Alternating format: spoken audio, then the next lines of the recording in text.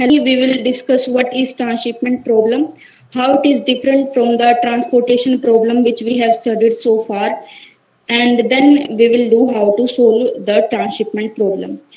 सबसे पहले तो ट्रांसपोर्टेशन प्रॉब्लम में हमने अब तक पढ़ा है कि उसमें मतलब सोर्सेज होते थे और डेस्टिनेशंस होते थे, और जो आइटम्स की शिपिंग है वो डायरेक्टली होती थी from sources to the desired destination. लेकिन ट्रांसशिपमेंट प्रॉब्लम ये जैसा कि आप देख रहे हैं, ट्रांसपोर्टेशन प्रॉब्लम में एक साइड सोर्स है और एक साइड डेस्टिनेशन है, और जो आइटम्स की शिपिंग है वो सोर्स टू डेस्टिनेशन हो रही है।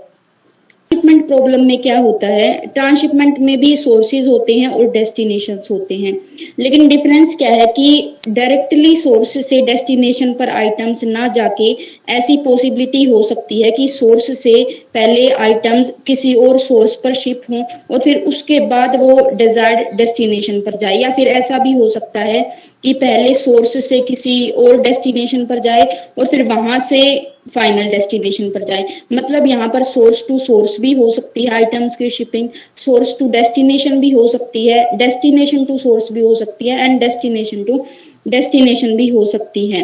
जैसा इसका एक एग्जांपल है ट्रांसलोडिंग का, ये मोस्टली एक्सपोर्ट और इंपोर्ट के केस में होता है। वहां पर क्या होता है कि कंट्री के एक पोर्ट से जो आइटम्स हैं वो शिप किए जाते हैं किसी दूसरी कंट्री के पोर्ट तक, और फिर वहां से दूसरी कंट्री का कैरियर आता है और वो गुड्स को लोड करवा के उनके फाइनल डेस्टिनेशन पर पहुंचाता है। तो ये भी एक ट्रांसशिपमेंट प्रॉब्लम का एग्जांपल है।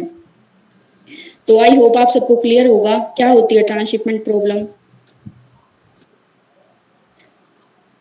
अब देखते हैं कि इसको दे रखा है, और एक बात और होती है, मतलब सपोज करो कि m सोर्स हैं हमारे पास और n डेस्टिनेशंस हैं। तो ट्रांसपोर्टेशन प्रॉब्लम में क्या था, m क्रॉस n की मैट्रिक्स बनती थी, m सोर्स एक साइड होते थे और n डेस्टिनेशंस होते थे। लेकिन ट्रांसशिपमेंट प्रॉब्लम में क्या हुआ, क्योंकि सोर्स टू सोर्स भी हमारी शिपमेंट हो सकती है, सोर्स टू डेस्टिनेशन भी हो सकती है, और ये चारों ही पॉसिबल केस हो सकते हैं, डेस्टिनेशन टू सोर्स भी और डेस्टिनेशन टू डेस्टिनेशन भी। इसलिए जहां पर ट्रांसपोर्टेशन में सिर्फ एक साइड सोर्स होते थे वहां पर अब सोर्स और डेस्टिनेशन दोनों होंगे, और जहां पर ट्रांसपोर्टेशन में सिर्फ डेस्टिनेशन होते थे वहां भी सोर्स और डेस्टिनेशन दोनों होंगे। तो जो ये प्रॉब्लम दे रखी है इसके अंदर एक्स और वाई दो फैक्ट्रीज दे रखी हैं जो कि सोर्सेज का काम कर रहे हैं। जो फैक्ट्री एक्स है उसकी जो अवेलेबिलिटी है वो है 200 यूनिट्स, और जो वाई फैक्ट्री है उसकी अवेलेबिलिटी है 300 यूनिट्स।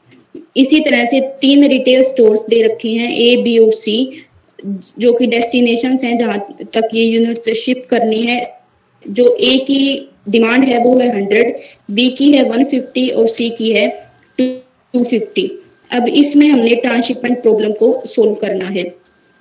अब इस जो ट्रांसपोर्टेशन में तो m क्रॉस n की मैट्रिक्स बनती थी, तो अब यहाँ पर m plus n cross m plus n की बनेगी। तो इसीलिए जो फैक्ट्री एक्स वाई और ए बी सी ये पांचों ही एक साइड आएंगे, और इसी तरह जहाँ पे डेस्टिनेशन होते थे वहां पर भी सोर्स और डेस्टिनेशन दोनों, यानी कि X Y A B C. ये प्रॉब्लम दे रखी है। अब इसको सोल्व कैसे करना है, नेक्स्ट करना मैम। इसमें x से x 0, y से y 0 ऐसा क्यों दे रखा है? ये क्योंकि मैम सोर्स टू सोर्स है, तो वो सेम सोर्स से सेम सोर्स तक जाएगी तो उसकी तो कॉस्ट 0 ही होगी, तो इसलिए डायगोनल एंट्री सारी 0 होंगी। अब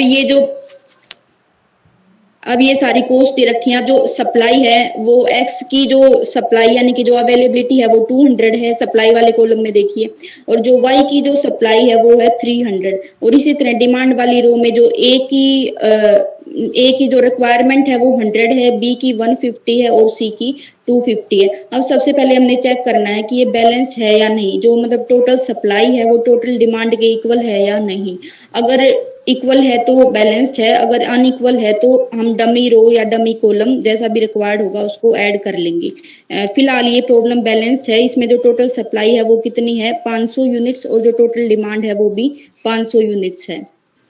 अब नेक्स्ट स्टेप क्या है, जो टोटल डिमांड हमारी आई है यानी कि या फिर जो टोटल सप्लाई है वो 500 आई है, उसको सप्लाई वाले हर एलिमेंट में ऐड करेंगे, और इसी तरह डिमांड वाली जो रो है उसमें हर एक में 500 को ऐड करना है। बस यही डिफरेंस है, बाकी सेम ट्रांसपोर्टेशन प्रॉब्लम की तरह ही सोल्व करेंगे। जो टोटल डिमांड होती है बस उसको सप्लाई वाली कॉलम में और डिमांड वाली रो में ऐड करना है, जैसा कि ऐड किया हुआ है। अब ये एक ट्रांसपोर्टेशन प्रॉब्लम की तरह ही बन गई है, जिसको हम किसी का कोई ये डाउट है? मैम डिमांड वगैरह क्वेश्चन में दे रखी है ना ये? हाँ, ये सारी क्वेश्चन में गिवन है, जो डिमांड है और जो अवेलेबिलिटी है वो गिवन है क्वेश्चन में। आप ओके। यहाँ देख सकते हैं कि number of unit available at factory 200 और 300 एक्स वाई के लिए, ऐसे ही डिमांड एबीसी की 100, 150 और 250 है। अब मेनली किया क्या इस प्रॉब्लम में आपने, जो टोटल डिमांड और सप्लाई थी वो अगर हम सभी में ऐड कर देंगे तो एक तरीके से प्रॉब्लम जो है, क्योंकि हमें क्वेश्चन को सॉल्व करने के लिए जैसे हम डेस्टिनेशन और सोर्सेज दोनों तरफ रख रहे हैं, यहाँ पे ट्रांसशिपमेंट में आपस में भी ट्रांसफर हो पा रहा है, इंपोर्ट एक्सपोर्ट हो पा रहा है, तो उसके लिए हमें कुछ ना कुछ उनके डिमांड और रिक्वायरमेंट पता हो तभी तो हम सॉल्व करेंगे आगे। तो हमने क्या किया, सभी में 500 सेम ही ऐड कर दिया ताकि कोई फर्क ना पड़े टोटल डिमांड और टोटल सप्लाई। अगर हम सब में सेम ही ऐड कर देंगे तो एक तरीके से हमारी प्रॉब्लम जो है फिर से पूरी उसी तरीके से बैलेंस बन जाएगी और हम इसको आगे सेम वे से सॉल्व कर सकते हैं। कुछ बस अब हम इसका इनिशियल बेसिक फिजिबल सॉल्यूशन निकाल लेंगे वो गज अप्रोक्सीमेशन मेथड का यूज करके, और फिर इसका ऑप्टिमल निकाल लेंगे मोदी मेथड का यूज करके। वैसे इस प्रॉब्लम में वैम से ही आ जाएगा हमारा जो ऑप्टिमल सॉल्यूशन है, वो मोदी मेथड का जब यूज करेंगे तो जो नेट इवैल्यूएशन आती है वो हमारी हर इस सेल में पॉजिटिव आएगी, तो पॉजिटिव आएगी तो ये ऑलरेडी ऑप्टिमल सॉल्यूशन ही होगा। और जो हम टोटल ट्रांसपोर्टेशन कॉस्ट निकालेंगे उसमें जो डायगोनल एंट्रीज हैं उनको इग्नोर कर सकते हैं क्योंकि वो सारी जीरो हैं, तो जीरो से मल्टीप्लाई करके जीरो ही आंसर आएगा। तो जो नॉन डायगोनल एंट्रीज हैं उनमें जो जो एलोकेशंस आई हैं उनको मल्टीप्लाई करके हमारी टोटल जो ट्रांसपोर्टेशन कॉस्ट है वो आ जाएगी।